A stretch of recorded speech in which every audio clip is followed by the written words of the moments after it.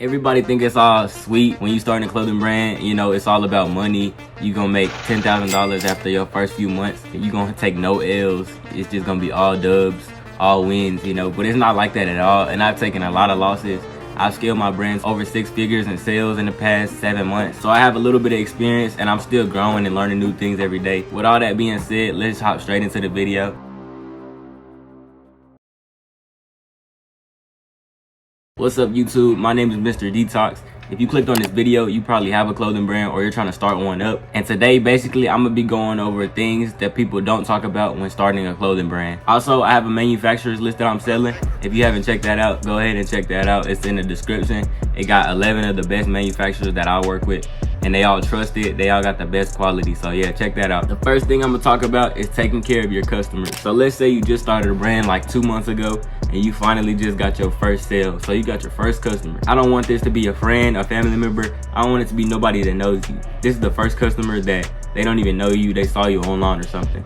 You wanna study what you did to get that customer and what you're gonna do to keep that customer. Keep them happy, keep them having a positive feeling about your brand. This is what you're gonna use to continue to get more customers. It's gonna take you from 1 to 10 customers, from 10 to 100, from 100 to 1,000, and from 1,000 to 10,000, and so on. The way you get your 10,000 customer should be the same way you got your first customer. Because if you can do it once, you can do it over and over again. For example, this could be, what kind of ads did I put out? How did I get their attention? What kind of design did I make? Did I need to keep restocking this design? How long is my shipping? What kind of website do I have? Is it really nice? You might even want to email them and ask for their feedback, your first 10 customers. Like, hey, how did you find my brand? What made you buy my brand? What made you trust that I was a real brand? I'm not a scam. You know, you need to be collecting all the information. It's what I do even now. I have a lot of customers, over 500 monthly customers. I have a survey that asks them every now and then. You don't want to overwhelm your customers, but you do need to be studying this type of stuff. It'll help you in the long run. I made a mistake a few months ago. This was around the time I first started. I was doing pre-orders, but I wasn't being completely transparent with my customers. So I would say pre-order and I would be like 1 to 3 weeks, but then the manufacturers would get delayed and it would end up being 4 to 5 weeks. But I didn't update my customers, which is a huge mistake by me, and I ended up losing tons of customers. And that just goes back to taking care of your customers. You know, if I would have took care of them and sent out emails that it was gonna be delayed and the reason why it was delayed, I could have retained a lot of customers.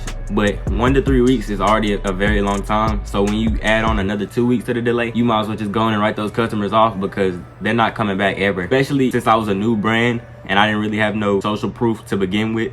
They weren't giving me no second chances, you know. All right, the next thing I'm gonna talk about is spending a lot of time on your brand, whether it's the name, logo, designs, any of that. You need to spend enough time on it to where you feel comfortable. Whenever you drop, you know like it's gonna get some sales.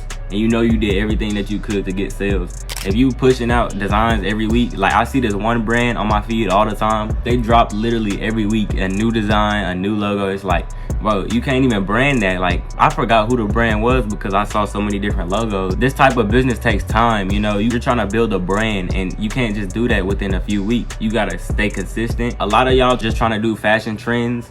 You know, y'all just want to drop pieces, which is nothing wrong with that.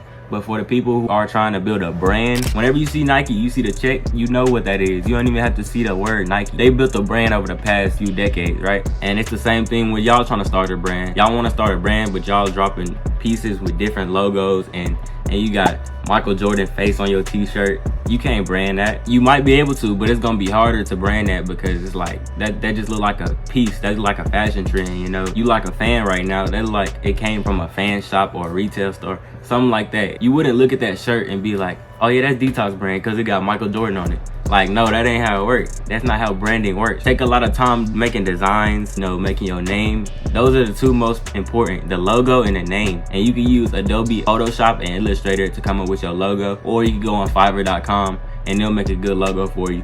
And your name, I really don't recommend outsourcing the name. I recommend you come up with that name because you gotta have to put a meaning behind it. I had to learn this the hard way when I first started. I tried to rush everything, and my first drop, it did pretty good actually, but the second drop, it didn't do as well because I rushed it. I was excited. I just wanted the money, to be honest. But now I understand I had to take time with all of my drops.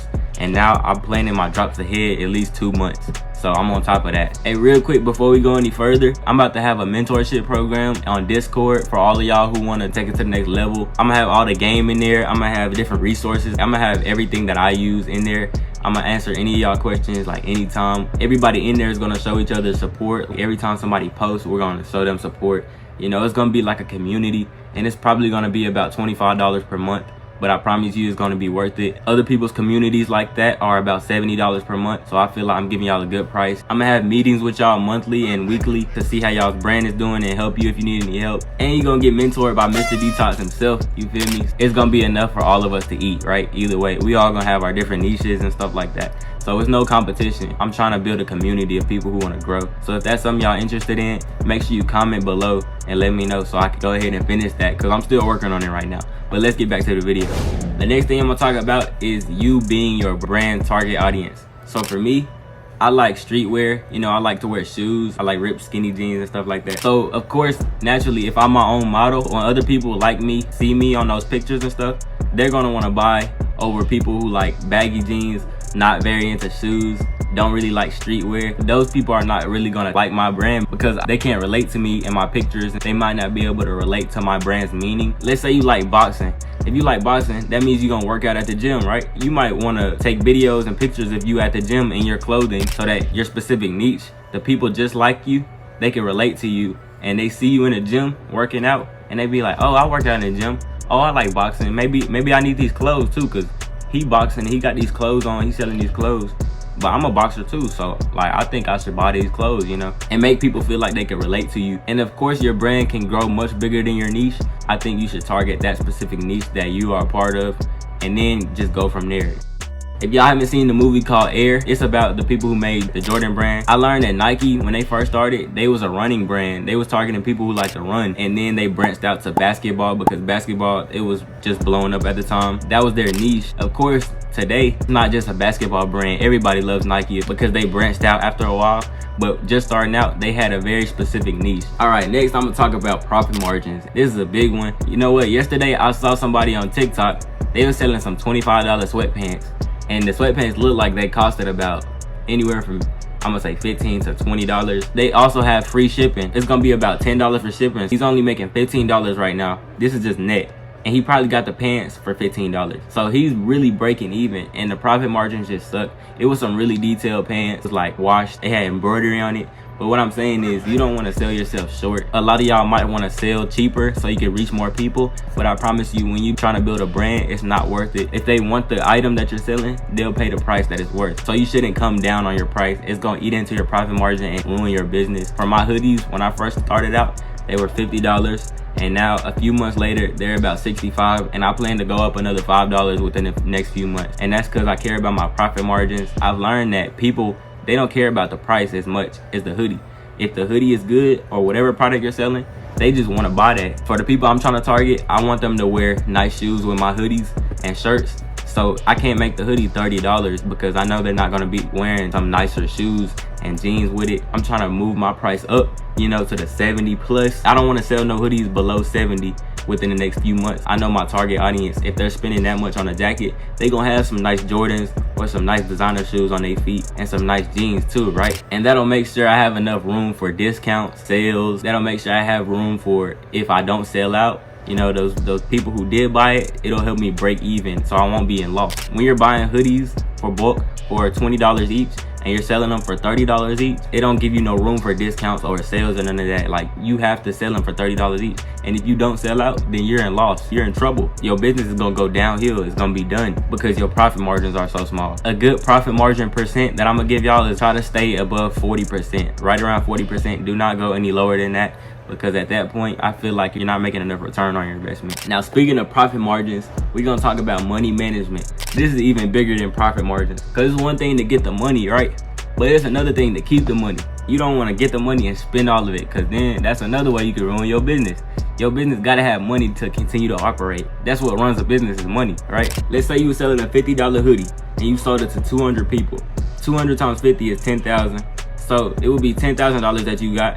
The hoodies cost $20 to make. 20 times 200 is 4,000. So you already take off 4,000 because that was the cost of the hoodies, equals 6,000. Then you gotta take off the shipping price, which if you're shipping 200 packages of hoodies, each hoodie is gonna cost about $10 to ship. 200 times 10 is 2,000. So that's another 2,000 you take off. Now we at 4,000 profit, right? And let's say you spent $500 on ads, on advertisement. So that's another 500 you gotta take off. Now we at 3,500. So that's your profit. Then you gotta take about 20% of that and put it aside for taxes. That would be another $700 that you gotta take off. So now we at $2,800, $2,800. That's what you got off of a $10,000 drop. So y'all see how small the profit margins can be. Of course, you don't have to spend that much on ads, but you only spent $500 on ads. It's not that much. Even if you didn't spend that, it still would only been $3,300. And if you hadn't spent that much on ads, there's no guarantee you would have got to $10,000 still.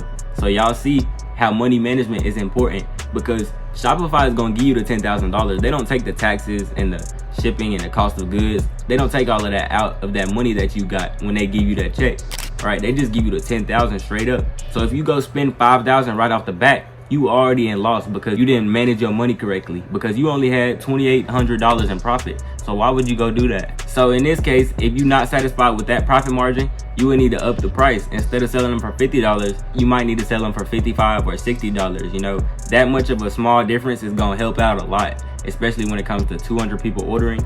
You do 200 times 5, that's an extra $1,000 that you could get. Now that was just an example. You know, usually what I do is take out the taxes after the whole month. I don't do it based off of every drop. So that was just a broad example. You only get taxed after profit off of everything. So if you buy a car, you know, under the business name, if you need shipping bags, if you need shipping labels, you know, anything that you buy that's for the business, you don't get taxed on that. You can write that off. That's why it's good to always have a bookkeeper and accountant. And if you still watching this video, I appreciate you for getting this game that I'm giving y'all. But the last thing I'm gonna talk about is you always need to get an invoice from your manufacturer after every single order. Because if you don't get an invoice, that's basically like your receipt. Whenever you're ready to file taxes and you're ready to write all those cost of goods off, you're not gonna be able to show the IRS nothing but a bank statement, and they don't know where that money went. Because when you pay in the manufacturer, there's no third-party app. You just sending it to them through a money app, which that money could have gone anywhere. You need an invoice so you can show the IRS that this is where the money went. This is everything I got. I got 200 hoodies. It costed this much. Here's the bank statement to match. You need to do all of that. And all you got to do is ask. You don't have to pay for it from them or nothing. If they claim they're a business, they'll send you an invoice, because that's what businesses do. If they refuse to send you an invoice, then you don't need to be working with them. But all of my manufacturers send out invoices. So like I said, y'all need to go check out that list, because they're all professional. They don't play none of those games. I recommend you ask for the invoice before you even make the first payment, so you know if you split in payments, you can see all the payment dates and stuff that you're gonna do. You can see how much money you owe. Keep track of the money that you already paid. It just make everything a whole lot easier, because manufacturers will try to play you and act like they forgot something, you know, act like you ain't paid them the first time, and they'll have you pay them three more times than you supposed to. You don't want none of that going on. So make sure you get an invoice. This is probably one of the most important things on this list that not a lot of people talk about. I haven't heard anybody talk about invoices on here. If you made it to the end of the video, I appreciate you for watching this whole thing. I hope you subscribe to me, because if you still watching, that means you learned something, right? Hey, I appreciate y'all, and that's really all I got for y'all. We out.